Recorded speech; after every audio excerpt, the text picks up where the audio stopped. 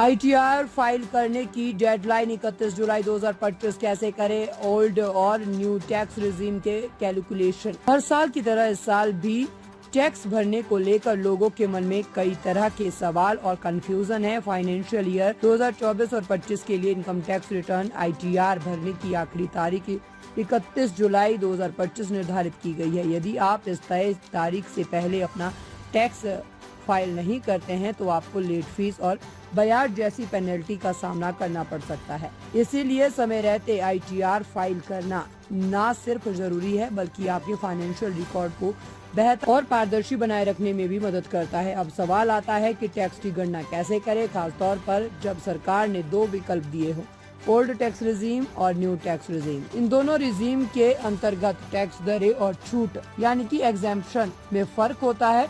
Old tax regime में आपको standard deduction HRA, ATC, ATD जैसी छूटें मिलती है। वहीं न्यू टैक्स रिजीम में टैक्स की दरें थोड़ी कम है लेकिन छूट नहीं मिलती।